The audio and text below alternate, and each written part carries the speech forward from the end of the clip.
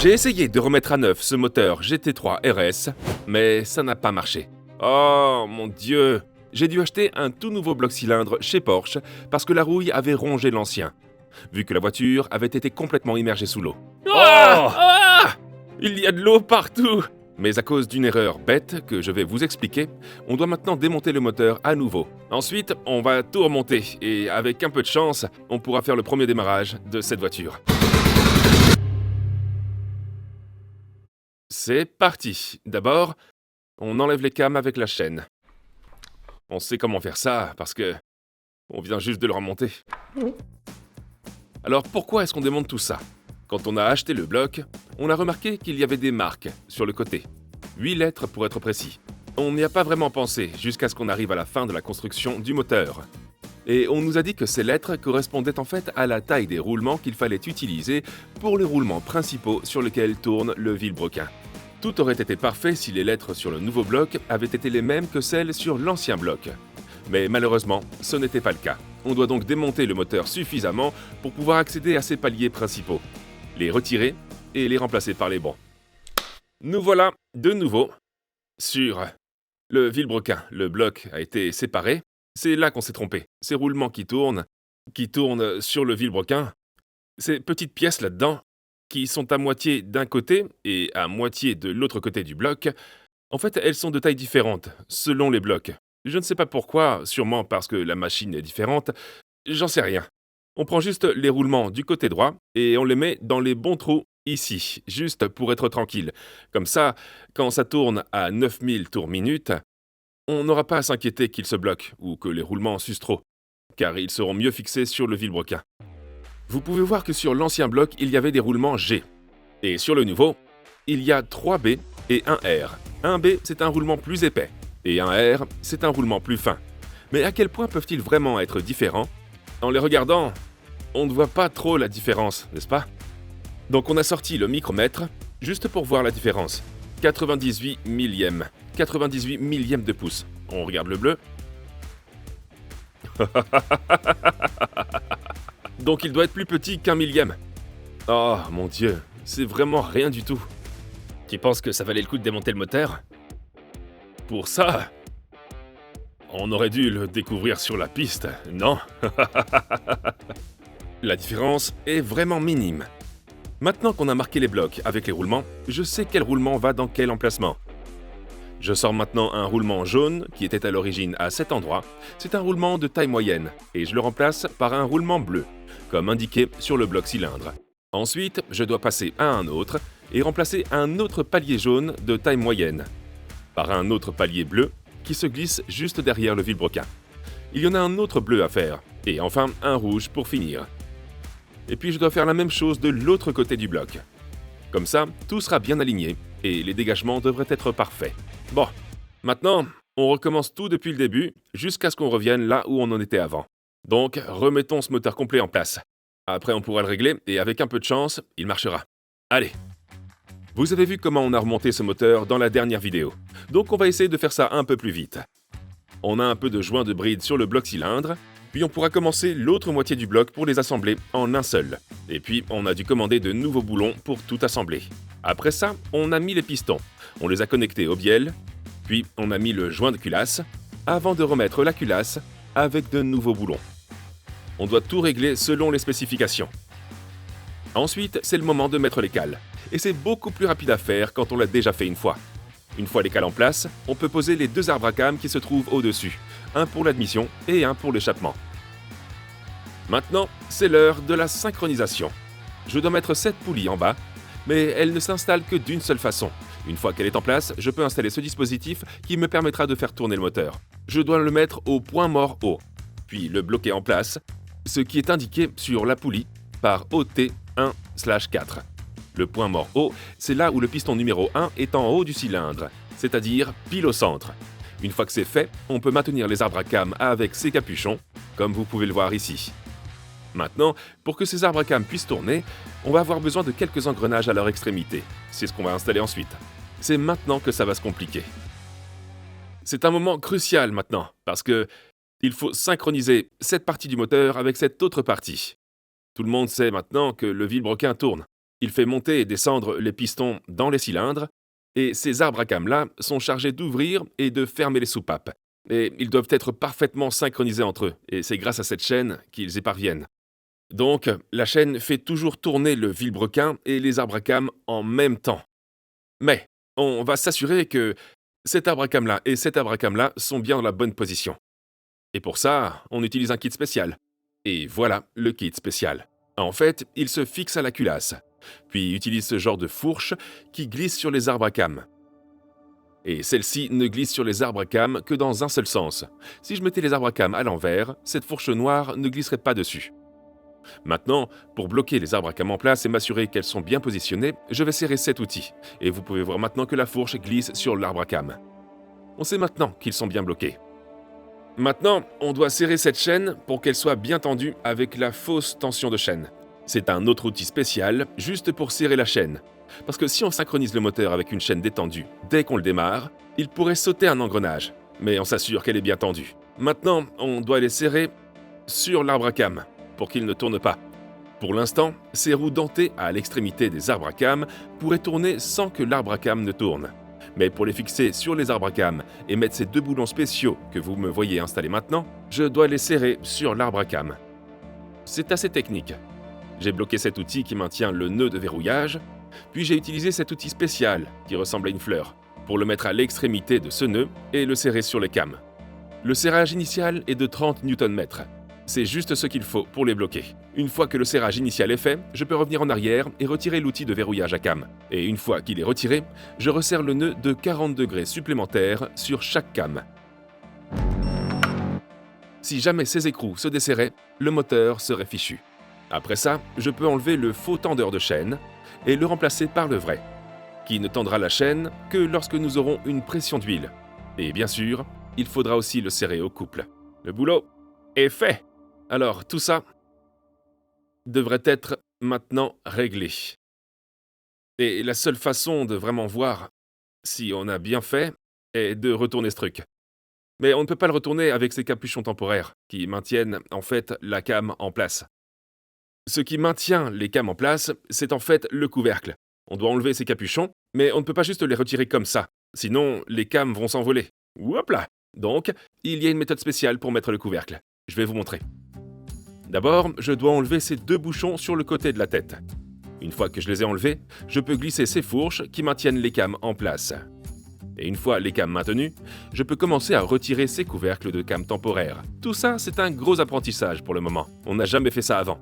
Et voici le cache-culbuteur. Vous pouvez voir sous le cache-culbuteur où la came va tourner. On peut donc glisser ce cache-culbuteur en place, le resserrer, puis retirer ces petites goupilles. Donc là, on enlève ça, parce que le cache-culbuteur maintient maintenant les arbres à cames. Maintenant, on doit voir si le moteur tourne vraiment. Tu penses que ça va marcher? À 67%. On doit en fait le tourner à 360 degrés avant de passer à l'autre côté. Et ça marchait. Oh, ça a l'air bien. Si tu viens pas, ça a l'air bien. Ouais! Ça a tourné. C'est une bonne nouvelle. On doit faire pareil de l'autre côté maintenant. On doit faire exactement la même chose de l'autre côté. Allons-y, fonçons. On dirait qu'on a réussi à synchroniser un côté du moteur. Pour faire l'autre côté, on devrait tourner le vilebrequin de 360 degrés et le bloquer à nouveau au point mort haut. Maintenant, on peut assembler complètement l'autre côté du moteur en faisant exactement la même chose que ce qu'on a fait de l'autre côté. Et ce moteur fonctionne en opposition. Quand un côté est sur le point d'enflammer le carburant, l'autre côté est sur le point d'aspirer l'air et le mélange de carburant, ce qui permet à cette voiture d'être parfaitement équilibrée et d'avoir un bon son. Il est donc essentiel que nous fassions les bons choix. C'est un grand moment! Les deux côtés du moteur sont maintenant synchronisés. C'est un peu compliqué, c'est un peu confus. Mais on pense que c'est bon. Et maintenant, je peux débrancher ça du point mort haut. Et j'espère que ce moteur va démarrer, que les pistons ne vont pas heurter les soupapes et que tout va bien se passer. Et ça veut dire qu'on pourra monter le reste du moteur avec tous les accessoires et tout le câblage. Et nous rapprocher ainsi de son premier démarrage. On va le retourner. Bien.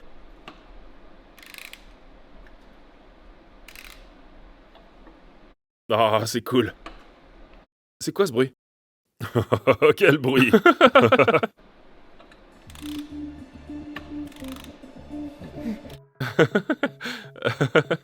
Je pourrais crier victoire, mais il est pas encore allumé. Mais ouais, c'est bien, c'est bien. C'est cool. On est arrivé jusque-là, on est arrivé jusque-là. C'est pas le moment de s'arrêter. Allez. On ne saura jamais si on a vraiment bien fait les choses avant le premier allumage. Mais maintenant que le plus dur est fait, tout ce qu'il nous reste à faire, c'est de commencer à assembler toutes les pièces qui font fonctionner ce moteur. Je m'occupe maintenant de la pompe à carburant haute pression. Ce godet s'insère ici, et il repose en fait sur une partie séparée de la came, qui monte et descend dans le ressort quand le moteur tourne sur la pompe à carburant haute pression. Ça pompe alors le carburant hors de la pompe à carburant à haute pression, dans cette conduite, vers la rampe d'injection. Et voilà la rampe d'injection. Et au bout de cette rampe, il y a bien sûr 3 injecteurs pour un côté. Je dois insérer ça sur le côté du moteur et le boulonner en m'assurant que les injecteurs sont bien en place. Ensuite, mon père peut serrer ce tuyau qui va de la pompe à carburant au rail. Et voilà, un côté du moteur est presque terminé. Passons maintenant au joint. Mon père est en train de mettre le joint du vilebrequin.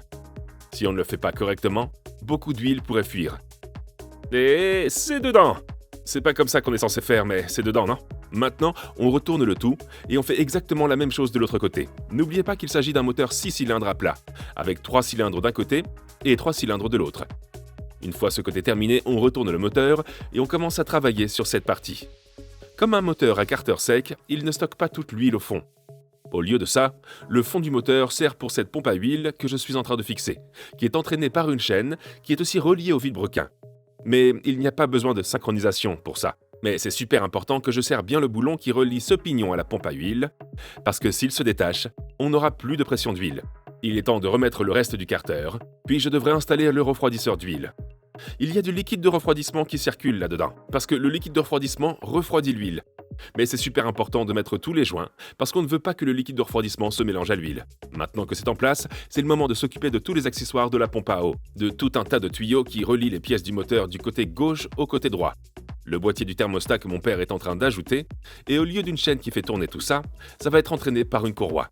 Pour mettre la courroie en place, on doit mettre le tendeur dans cette position et le bloquer. Mais il manque quelques pièces, comme l'alternateur qui, on l'espère, fonctionne, et le compresseur de climatisation.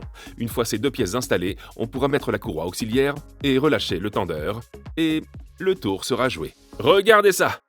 Prochaine étape, c'est ce faisceau de câble. On redoutait ce moment, parce qu'on l'a juste enlevé. Et pas grand-chose d'autre. Donc, on va essayer de le remettre comme il était avant, avec le démarreur et tout le reste. Mais on n'a pas suivi de schéma particulier pour le démonter. On va juste essayer de le remettre, et on verra bien. Mais on est vraiment tout près du but maintenant. Vous êtes-vous déjà retrouvé à mettre un casque filière dans votre poche, puis le ressortir quelques minutes plus tard, et devoir démêler tous les fils? Eh bien, c'est à peu près pareil, mais en 1000 fois pire. Mais heureusement, j'ai pris quelques photos pour m'aider, et avec un peu de temps, j'ai réussi à comprendre où ça allait. En même temps, je monte aussi les collecteurs d'admission. Une partie est neuve, car l'ancienne est abîmée. Il y avait un gros impact sur le côté gauche. Il y avait plein d'autres trucs qui ont été abîmés dans l'accident au niveau du moteur, mais j'ai déjà remplacé la plupart. Le faisceau de câbles, les accessoires et le moteur sont enfin à peu près prêts. Enfin, plus ou moins. D'une manière ou d'une autre, on a réussi, dans une certaine mesure. Voici un moteur Porsche GT3 RS, 6 cylindres, à aspiration naturelle de 4 litres. J'espère vraiment qu'on n'a rien oublié ou rien raté, parce que tout dans cette voiture nécessite de démonter le moteur. Par exemple, le démarreur est là, en dessous, ici. Et si vous avez regardé la construction de la Rolls-Royce Cullinan, quand cette voiture a roulé dans environ 7 hauteurs d'eau, le démarreur a lâché. Mais celle-ci a été sous l'eau comme le Titanic. Mais le démarreur marche, parce qu'on l'a testé. Je crois que c'était dans la chaîne secondaire. Ouais! Il y a maintenant quelques trucs qui sont cassés. Bon, on a ce tuyau qui va à la pompe à essence qu'on a changé. Et puis, il y a aussi les fils qui vont à la pompe à essence, parce que tout le côté gauche a pris un sacré coup. En plus de ça, il y a des fils cassés ici et là. Et un morceau de plastique qui recouvre l'alternateur qui est aussi cassé. Donc, on a quelques pièces à commander. Mais on a le temps, car en attendant, on va fixer la boîte de vitesse et le volant moteur à l'arrière de ce moteur. Et pendant qu'on fait ça, on va peindre la coque. Avant de commencer à reconstruire le moteur, on a enlevé le toit en carbone abîmé, les deux montants A endommagés de la carrosserie. Nous avons soudé et rifté de nouveaux montants A et réparé une partie du toit. Après ça, la voiture a été enlevée chez Allied Automotive pour qu'ils puissent faire leur magie et réparer les ailes arrière. Et peu après, elle était prête à être peinte. Maintenant, vous pouvez commander une Porsche dans presque toutes les couleurs, donc il est impossible de choisir une couleur qui n'a pas déjà été utilisée. Mais avant de l'avoir, on doit retirer ce moteur du support pour pouvoir y fixer la boîte de vitesse. On utilise donc la rampe à deux montants pour la maintenir en place, puis on peut la descendre sur cette palette. Bon, maintenant, ce dont on a besoin ici, c'est d'un joint, et on a un joint tout neuf. Mais on a un volant d'inertie, et c'est le démarreur qui le fait tourner pour que le moteur démarre. Et il était plein d'eau. Regardez toute la roue qui en sort. Et il y a beaucoup de jeu à l'intérieur. Je pense qu'il est humide. Je pense qu'il y a des amortisseurs à l'intérieur pour éviter les secousses quand on démarre. C'est à ça que sert le jeu. Donc, normalement, on se dit « Oh, quelque chose comme ça a été sous l'eau. On pourrait penser que ça va. » Mais on est un peu inquiet à propos de cet amortisseur. Si vous devez le remplacer, il faut démonter tout le moteur. Du coup, on n'a pas voulu prendre le risque, et on en a acheté un tout neuf pour 1500 livres, qui est là. Et quand on l'a eu, celui-ci est beaucoup plus rigide que l'autre, il y a moins de jeu. Il est plus rigide que celui-là, qui bouge super facilement. Donc on pense que c'était probablement la bonne décision, pour avoir l'esprit tranquille. Donc on doit installer ça après qu'on ait mis ce joint arrière. Un autre joint d'étanchéité super important. Si ça fuit, ça va couler dans la boîte de vitesse. Et ça pourrait même faire patiner l'embrayage. J'ai mis un peu de lubrifiant sur le bord, et maintenant je dois le pousser doucement, tout en faisant gaffe à ne pas le coincer. Et c'est presque fini. Après ça, il y a cette petite rondelle qui va avec. Elle peut être mise que d'une seule façon. Et une fois que je l'ai mise, c'est autour du volant d'inertie. Encore une fois, c'est quelque chose qui ne peut être monté que d'une seule façon, parce qu'il y a un tenon côté moteur.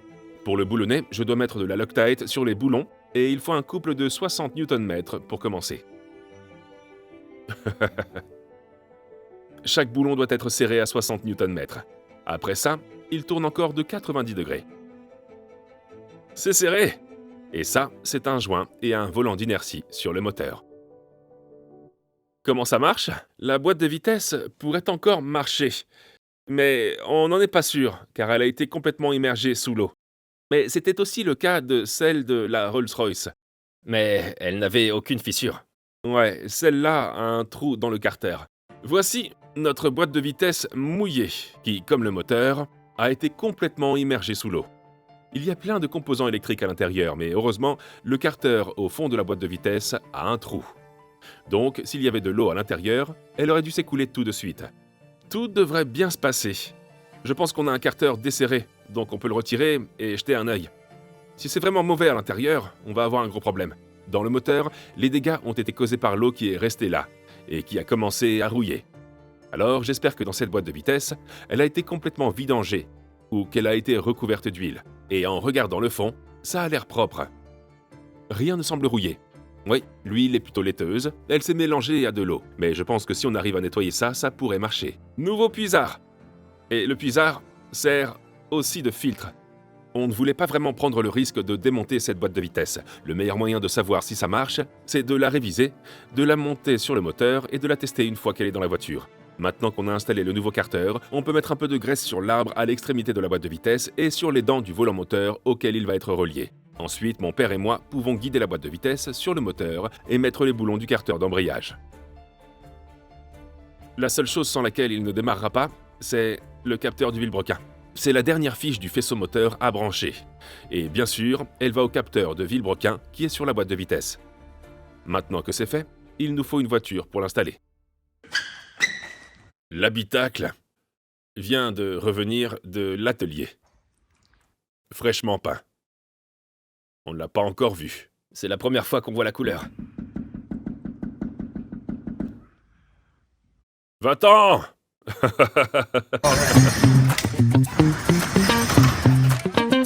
Oh là là! C'est très bleu. Reprends ça. Regardez ça. Cette couleur, c'est Shark Blue. Je me suis dit que ça collait bien, vu que la voiture a été presque entièrement sous l'eau. Et maintenant qu'elle est revenue du carrossier, on ne dirait pas qu'on a remplacé 2 montants A et réparé l'aile arrière. Maintenant, essayons de démarrer tout ça. Tu lis ça, l'habitacle est de retour. J'espère que la caméra capte bien la luminosité de ce truc, parce que c'est très lumineux. Et qui aurait cru que ce car arrière était complètement défoncé? Vous pouvez voir la belle réparation qu'on a faite ici. Ici et là. C'est super. Maintenant, tout le monde penserait que la prochaine étape, ce serait de monter ça dans Tulisa.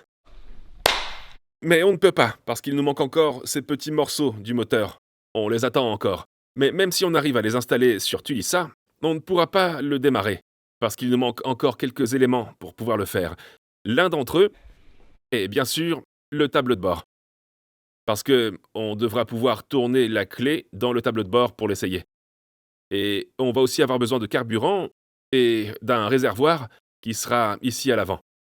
Et je pense, mais c'est juste une supposition, je pense qu'on va avoir besoin de pression de freinage, parce que je ne pense pas qu'on pourra tourner la clé si on n'a pas de pression de freinage. Donc, je pense qu'on doit installer une pédale de frein et le réservoir. Mais avant tout ça, on ne doit pas oublier de mettre le fusible pyrotechnique. Notre super pote, le fusible qui coupe le courant du démarreur après un accident. Vous voyez, le courant de la batterie va de ce côté-là, et ce fusible est cassé, ce qui empêche l'énergie d'aller de ce côté, de descendre le long de ce câble et d'aller jusqu'au démarreur. Pour une raison que j'ignore, Porsche a décidé de mettre le fusible pyro juste dessous le tableau de bord, ce qui le rend presque impossible à atteindre. Vous pouvez voir ici que l'ancien est cassé. Alors, pour 8,49 livres, sur eBay, on a un nouveau fusible pyrotechnique. Et si j'enlève le capuchon, vous pouvez voir ce à quoi il est censé ressembler. Le petit plastique explose et casse la mèche en cas de collision. Mais maintenant qu'on met le nouveau, on devrait avoir du courant pour le démarreur, et on espère ne plus jamais avoir à changer ce truc. Tout est en place. Tout est validé maintenant. Prochaine étape, le tableau de bord. Mais on a un truc à régler sur ce tableau de bord. Chose qu'on a déjà fait avant d'en arriver là. Flashback. Voilà l'énorme boîte qu'on a ramenée des États-Unis, remplie de pièces pour la GT3 RS. Et l'une des pièces qu'elle contenait était bien sûr le tableau de bord. Et vous pouvez voir que les airbags se sont déclenchés et l'ont abîmé. Ce tableau de bord a explosé. Je crois qu'on a trouvé des gens qui peuvent le réparer et le réajuster. Mais on doit enlever cette partie du tableau de bord pour qu'on puisse leur donner pour qu'ils le retapissent. Par où on commence ? Ce boulot était en fait plus compliqué sans le tableau de bord dans la voiture.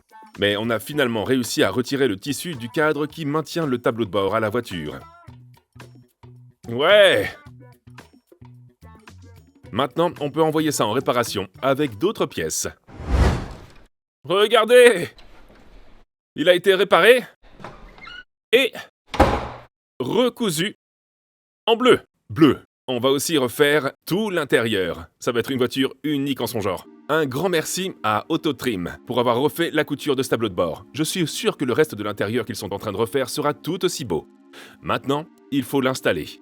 La première chose à installer, c'est la pédale d'accélérateur, puis le maître-cylindre de frein qui se glisse à l'arrière du tableau de bord. Et mon père va le tirer de l'intérieur. Il y a un énorme trou et un boulon dans la voiture que nous serrons tous les deux. Il y a quelques connecteurs électriques dessus et 2 conduites de frein qui y sont reliées. Tout ça doit être serré. Accélérateur de frein activé. Ensuite, c'est au tour de la pédale de frein.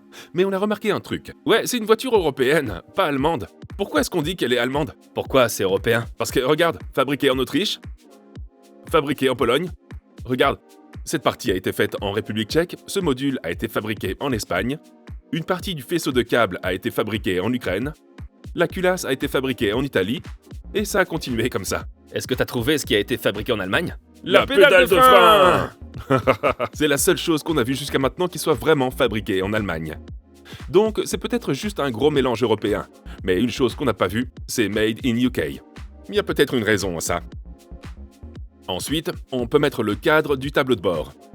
Il y a aussi le boîtier du chauffage à l'arrière. On doit le glisser en place en s'assurant que les pièces du boîtier du chauffage passent par l'avant de la voiture. Ensuite, c'est le moment de mettre ces boulons super longs, un de chaque côté. On a déjà fait ce boulot sur une GT3 violette, donc c'est un jeu d'enfant pour nous maintenant sur la GT3 RS. On peut maintenant mettre le tuyau sur le boîtier du chauffage et aussi les conduites d'alimentation qui vont de l'extérieur vers le tableau de bord. Puis, on retourne à l'intérieur pour brancher tout le système électrique dans le tableau de bord. Avant de mettre le tissu du tableau de bord, on avait besoin d'un nouvel airbag passager. J'en ai un trouvé tout neuf chez Porsche, il se glisse sous le tableau de bord et se fixe avec des boulons. Un nouvel airbag passager est en place. On est maintenant fin prêt à remettre le tissu sur le cadre.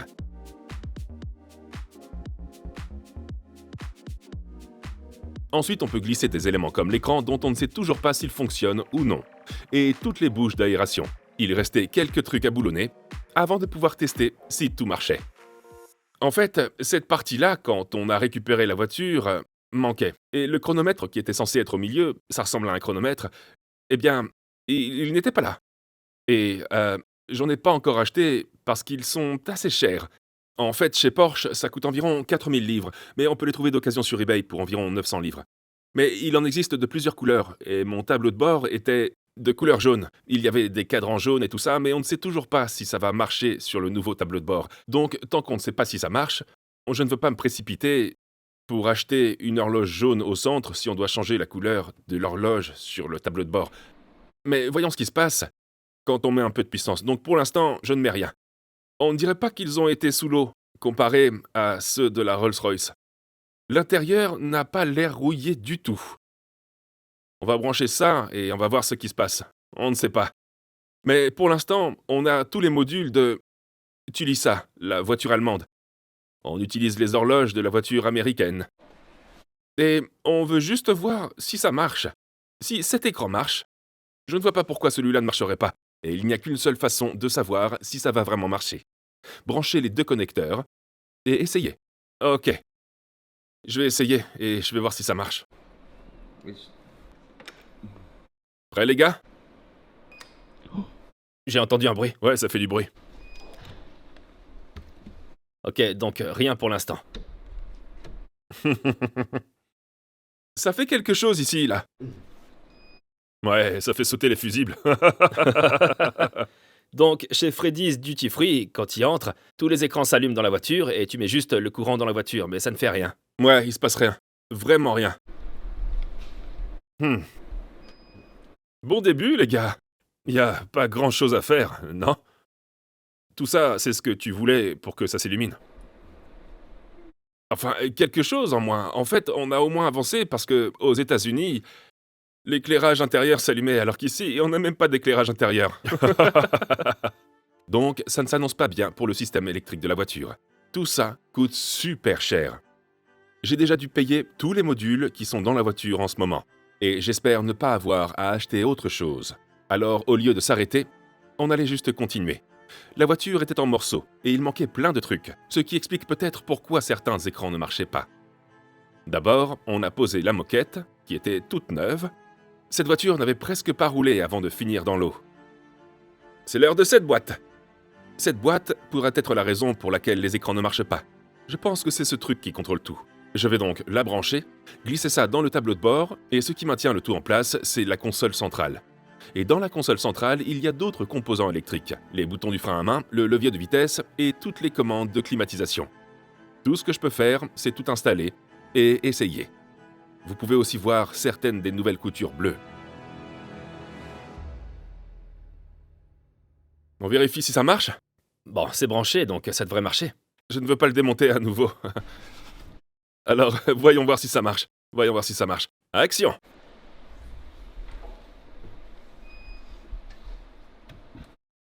Oh! Ouais!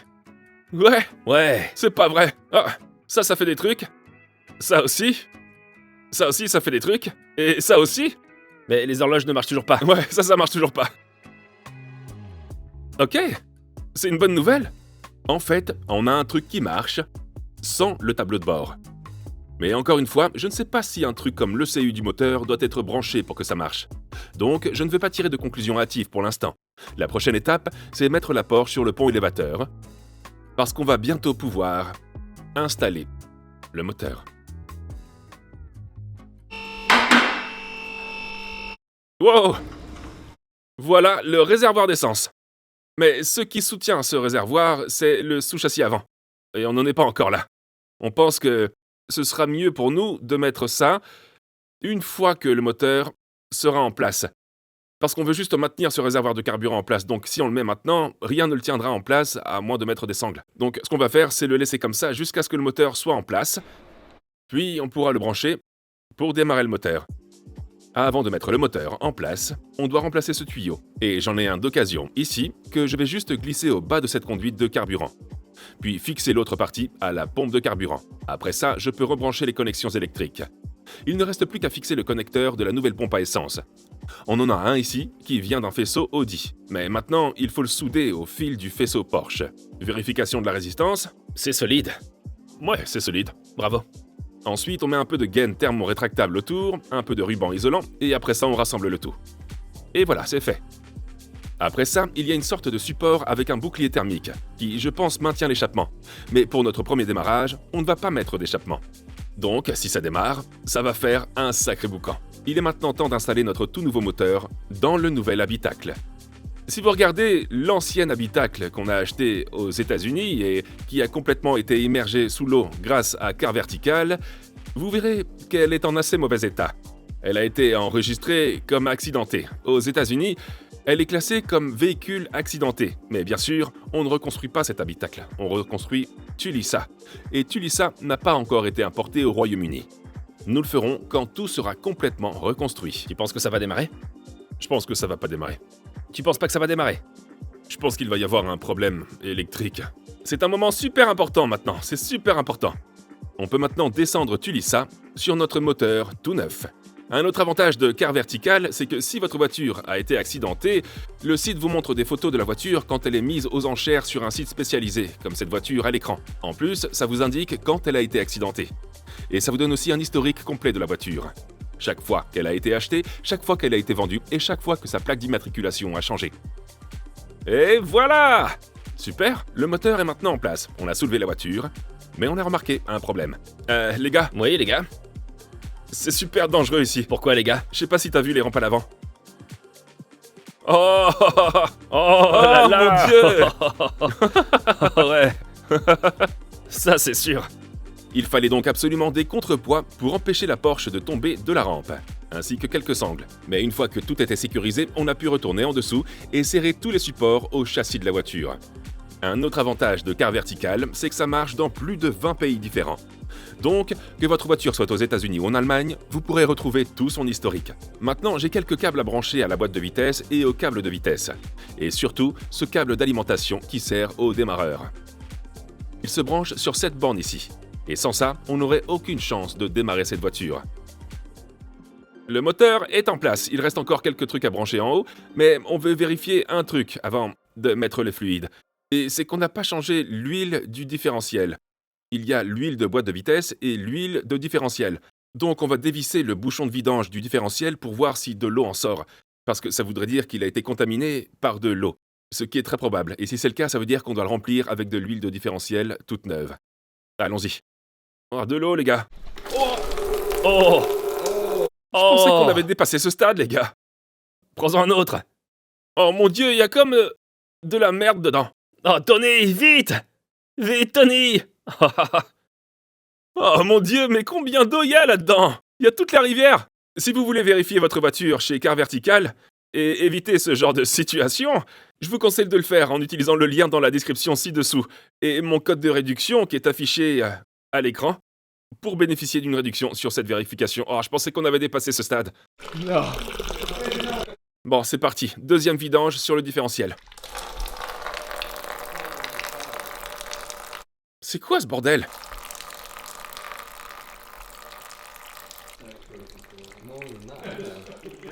Pendant que ça s'écoule, parce qu'il y a beaucoup d'eau dedans, on va mettre un peu d'huile moteur.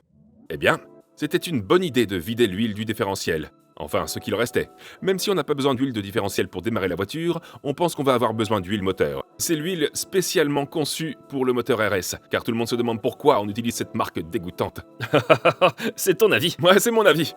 Donc on met 8 litres de cette huile, qui a une couleur bizarre en plus. Elle est verte. Mais Porsche nous a dit clairement que si le moteur est neuf, on doit utiliser cette huile. Ouais. Avec les modules de cette voiture allemande, parce qu'on avait le module de contrôle de carrosserie, on a pensé que c'était une bonne idée de prendre aussi le CU du moteur, vu que le nôtre était trempé. Ça aurait pu être une grosse erreur, car le moteur et la boîte de vitesse américains sont différents de ceux d'une voiture allemande. Ils ont des composants complètement différents l'un de l'autre. Les voitures allemandes ont des filtres OPF dans l'échappement, contrairement aux voitures américaines. Je ne sais pas si ça va vraiment changer quelque chose, si ça va communiquer avec le reste des composants électriques de la voiture. Ça pourrait juste être un cauchemar, mais au moins c'est pas mouillé. Alors on va tenter le coup. En gros, tout ce qu'on fait, c'est s'assurer qu'on utilise le moteur de contrôle du châssis allemand et le module de contrôle du moteur allemand. Parce que si on les mélange, la voiture risque de ne pas marcher. Mais on ne sait pas si le moteur américain va marcher avec le module allemand. C'est parti les gars! D'abord, voyons si les horloges marchent avec le CU du moteur. C'est notre dernière chance de voir si le tableau de bord marche maintenant que le CU est branché. Rien pour l'instant. Rien? Non, je pense qu'on a besoin de la clé. Ah, je pensais qu'elle s'allumerait. Je pensais vraiment qu'elle allait s'allumer. Mais on dirait que c'est complètement mort. Tout marche, mais pas ça. La question est... Oh là là. La question est... Avons-nous besoin de ça pour démarrer la voiture? Et avons-nous aussi besoin de la pression des freins pour démarrer la voiture? Et aussi, est-ce que les gens peuvent se préparer au cas où le moteur démarre et ne s'arrête pas? Pour l'instant, on n'a pas de bougie dans le moteur, parce qu'on voulait d'abord faire tourner le moteur sans avoir l'étincelle, pour que le moteur puisse faire monter en pression l'huile avant de démarrer. Et puis, on n'a pas de réservoir d'essence, donc on n'a pas d'essence. Mais franchement, je ne pense pas que ça va démarrer, à moins qu'on ait les freins enclenchés, parce que je pense qu'il faut une certaine pression sur les freins pour le démarrer. T'es prêt? Je vais appuyer sur la pédale de frein. Je ne sais pas ce que ça veut dire, mais si ça tourne et que ça ne s'arrête pas, on doit débrancher la batterie. Oh, ça a poussé le liquide de frein. Oh mon Dieu! Ça a marché! Je m'attendais pas à ça! Oh mon Dieu! Oh mon Dieu! Ouais, C'est quoi ce bordel? c'est une bonne nouvelle. Ça a marché! C'est une Ça a bonne vraiment nouvelle. marché! Ouais. Le moteur a vraiment démarré. On va réessayer. Ouais! Ça a démarré! Je pensais vraiment pas que ça allait démarrer. Bon, maintenant tu l'as dit. J'y crois pas. Donc on a besoin de carburant et d'une étincelle. Donc on a besoin d'un réservoir d'essence et de bougies d'allumage. Et ce truc pourrait bien démarrer. J'y crois pas que ça ait marché avec la voiture dans cet état. Mais avant de démarrer, on avait encore quelques trucs à faire. Quelques jours ont passé et on est prêt pour le grand moment. Mais on a quelques théories. Bon, notre écran ici ne marche pas. Tout le reste marche, mais celui-là ne marche pas, ce qui semble être une coïncidence. On a récupéré le CU du moteur de la voiture allemande, le module de contrôle de la carrosserie de la voiture allemande et les horloges de la voiture américaine. Et donc, pour que les horloges marchent, avec les modules allemands, il faut les coder. Donc c'est possible que ça marche. Donc ça marche, mais ce n'est pas codé avec ces ECU. Ce serait cool si ça marchait. Mais au pire, on a les horloges de la voiture allemande. Est-ce qu'on va pouvoir les utiliser ou pas? Ça, j'en sais rien. Il y a un inconvénient. Oh non, C'est rouge. c'est pas aussi bien. C'est pas aussi beau, c'est rouge. Mais je pense que ça devrait marcher, même dans le pire des cas. Et j'espère qu'on n'aura pas à les utiliser et qu'on pourra les renvoyer. Ça a coûté combien? 3000 livres. Tu plaisantes. 3000 livres pour cet instrument du tableau de bord. On peut le renvoyer, mais je veux juste voir si ça marche. Mais le truc, c'est que ça pourrait ne pas être une bonne idée pour les autres, parce qu'il faut le coder dans la voiture. Et on ne connaît personne qui puisse le faire, mais si je trouve quelqu'un qui peut le faire, on pourrait peut-être faire marcher toutes les horloges. On n'a aucune idée du kilométrage qu'il va afficher. On va essayer ça quand on va démarrer, parce qu'on doit savoir comment va la voiture, si on a de la pression de l'huile, si les voyants de gestion du moteur sont allumés ou pas, donc on va essayer ça. Et en attendant, on doit commencer à installer les bougies d'allumage pour avoir enfin une étincelle. Et en fait, on a besoin d'une étincelle et de carburant. Les bougies d'allumage d'abord. Maintenant, on peut installer les bougies d'allumage. 3 de chaque côté, bien sûr. Je m'occupe d'un côté pendant que mon père s'occupe de l'autre. Une fois les bougies de contact installées, je peux visser les bobines d'allumage dessus et glisser les connecteurs électriques sur le dessus. Mon père a fait la même chose de l'autre côté, et on dirait que le différentiel s'est vidé de toute son eau. Alors on s'est dit que c'était le bon moment pour rajouter de l'huile. Ok, on a décidé que c'était mieux de le remplir d'huile pour boîte de vitesse avant de le démarrer. La première chose qu'on va remplir, c'est le différentiel, donc on met le bouchon de vidange là-dedans. Et puis il y a un autre bouchon de vidange que mon père a mis là, et pour le remplir, on doit le mettre là-haut. On dirait que c'est de la taille 21, non ? On doit juste casser cet écrou ici, le retirer complètement, puis remplir le différentiel d'huile qu'on a acheté chez Porsche. Apparemment, il suffit de le remplir jusqu'à ce que ça commence à déborder. Ensuite, on remet le bouchon, et c'est bon. Ça suffit, on le remplit jusqu'à ce que ça déborde. Ensuite, je m'assure que le bouchon de remplissage est bien remis en place et bien serré. Et ensuite, on pourra passer à la boîte de vitesse, où la procédure est un peu différente. Bon, la procédure pour ça, on pense qu'on l'a bien comprise. On ajoute du liquide PDK dans le réservoir, jusqu'à ce qu'il commence à déborder. Puis, on fait tourner le moteur, s'il démarre bien sûr, jusqu'à 40 degrés, jusqu'à ce que l'huile atteigne 40 degrés Celsius dans la boîte PDK, et on continue à remplir jusqu'à ce qu'elle sorte. Le problème, c'est qu'on ne pourra pas faire monter la voiture en température, car on n'a ni de liquide de refroidissement, ni de radiateur. Donc pour l'instant, on s'assure juste qu'il y a de l'huile dans la boîte de vitesse, pour ne pas causer de dégâts inutiles quand on va essayer de la démarrer. Le réservoir d'essence! Il y a un peu d'essence dedans, prêt à démarrer. Enfin, il faut mettre le réservoir d'essence. On a mis les bougies d'allumage pour l'étincelle. Il nous manque plus qu'un truc pour allumer le feu. Le réservoir de carburant est juste à l'avant de la voiture, on va donc abaisser la voiture dessus. On va brancher les connecteurs électriques qui se trouvent là, ainsi que le tuyau qui achemine le carburant depuis le réservoir et la conduite de retour de carburant. Le réservoir de carburant est en place, branché et prêt. Je pense qu'il manque plus que l'alimentation pour que ça marche. C'est ça. Ouais, qui a besoin de tout le reste de la voiture? On va voir si on a besoin d'autres trucs sur la voiture pour la démarrer. Et on va aussi répondre à plein de questions en suspens. La dernière chose que je voulais faire, c'était enlever le tableau de bord qui ne marche pas et brancher celui qui est allemand pour voir si ça marchait. Tu penses que ça va démarrer? J'aime toujours avoir confiance. Ouais. Donc je vais te dire que ça va démarrer au 3e essai. Seulement au 3e. 3e essai. Ouais. D'accord. Vous pensez que ça va démarrer? Non. Il n'y a rien dessus. Probablement pas. Pas de foi. Pas de foi. Pas de foi. C'est parti. Un petit pas pour l'homme. Un grand bond pour l'humanité. 12 volts. Ouh. Oh. Ok, tout est prêt. Regarde le tableau de bord. Oh mon Dieu, j'ai jamais vu un tableau de bord s'illuminer autant. Ah, on dirait qu'on avait 3200 km. Donc, ça vient de l'ECU allemand. Ça vient de l'ECU allemand. Ok, on est prêt? Je suis prêt.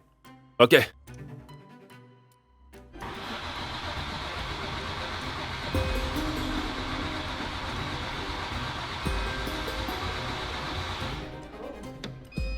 C'est le premier essai, c'est pas grave, ça pompe le carburant. Pas de carburant? Ok, quoi? Réessai, réessai.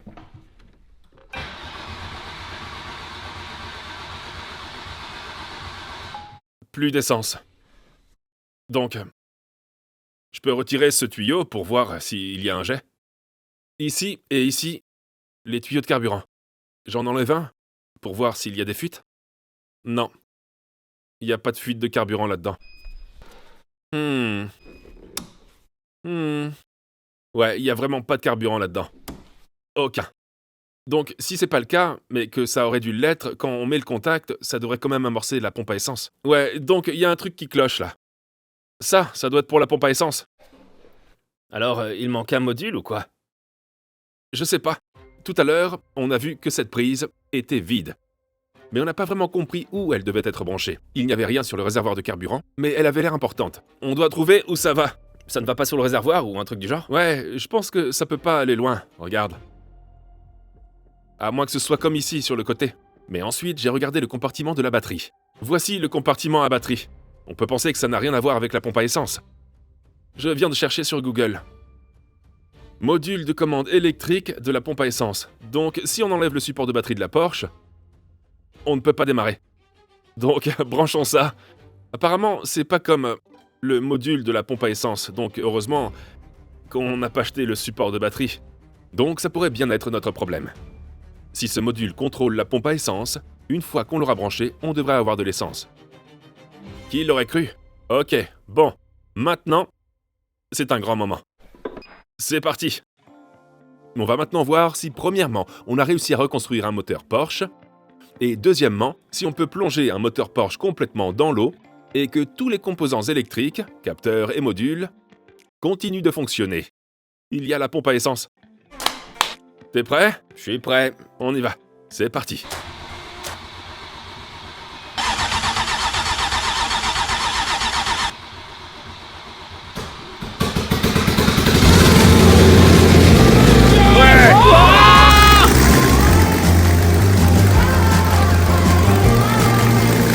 Elle a réellement démarré. Oh mon Dieu!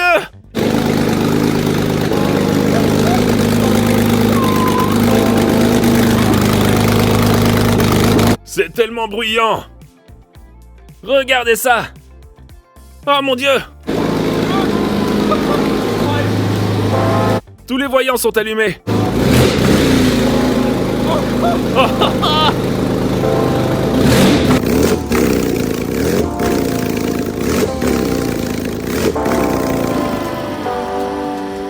Ah ouais! Ouais! Bien joué. Tout le monde s'est tapé dans les mains. Tout le boulot qu'on a fait a enfin payé. On a réussi. Si ça vaut pas le coup de s'abonner, je sais pas ce qu'il le vaut. Merci beaucoup d'avoir regardé cette vidéo. Si vous l'avez aimé, abonnez-vous et donnez-moi un like. Oh mon Dieu, ça me brûle les yeux! On se retrouve dans la prochaine vidéo où, avec un peu de chance, on pourra remettre ça sur la route. A plus. Qu'est-ce qu'ils ont dit que tu devais faire pour devenir pro? 3 d'affilée était pro. 3 d'affilée était un pro. Ouais, 3 d'affilée était un pro. On va s'en tenir à 2 parce que 3 ça risque d'être Non, un peu allez, trop. 3. J'ai pas envie que ça explose. C'était pas en feu, c'était sous l'eau. J'aime bien. Like a drug that I just can't deny.